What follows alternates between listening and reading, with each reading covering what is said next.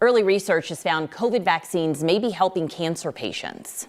The study published in the journal Nature found it may be revving up immune systems for patients with advanced lung or skin cancer. 9 News medical expert Dr. Payal Kohli joins us now to talk about the study and what it found. So talk to us about the study and what did they find? What surprised you? Yeah, hot off the presses. It was just presented in Berlin at the oncology meeting.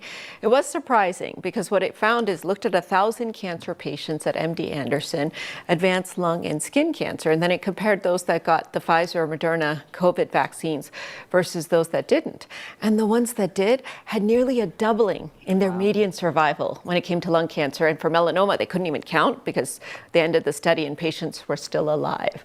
So really, really surprising findings that it made cancer patients live a lot longer with metastatic disease. I mean, these COVID vaccines have gotten just like so much bad press. I know. Nobody wants to take them. Yep. Why is this possible? How can these vaccines help cancer patients? Yep, so the vaccines are designed to target the virus, but it has nothing to do with the virus.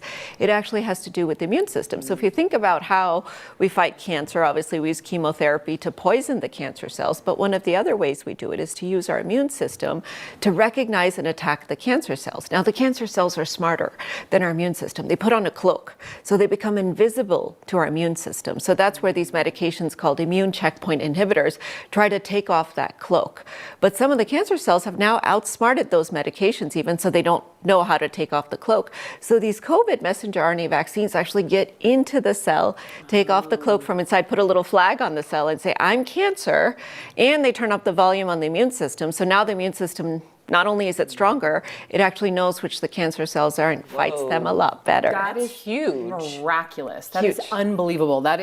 That's great to hear. Now, let me ask you if timing has anything to do with it, like when they administer these vaccinations. So in the study, they looked at about 100 days, from the time they got immune checkpoint inhibitors to the time they got the vaccines, and it had to overlap by 100 days.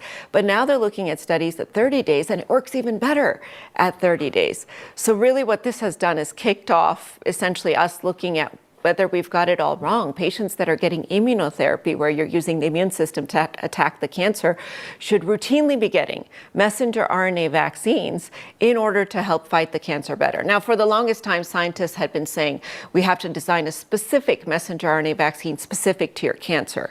Now, you can imagine that's expensive, that's complicated, because you have to harvest the cancer cell, then you have to design the vaccine against the cancer cell. But now we've got these off-the-shelf COVID messenger RNA vaccines approved for many years now, which we could just use to turn on the immune system and really start to target these patients with advanced cancer.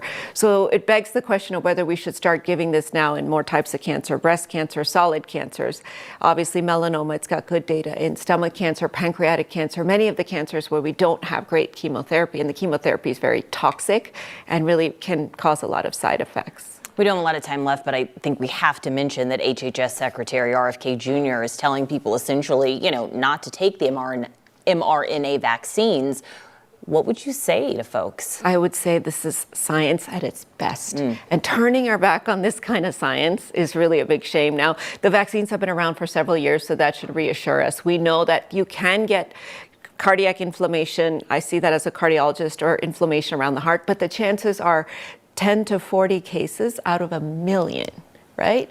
And you're talking about several hundreds and thousands of cases of severe COVID infection. So if COVID itself wasn't enough, keeping you out of the hospital with a 90% chance, preventing long COVID, public health, doing it for vulnerable people, if you have cancer or you have a loved one who has cancer, do it for that person. Dr. Payal Kohli, thank you. God, I hope people are listening to what you're saying right now. That is so huge. You can find more with Dr. Kohli at 9news.com/Dr. Kohli.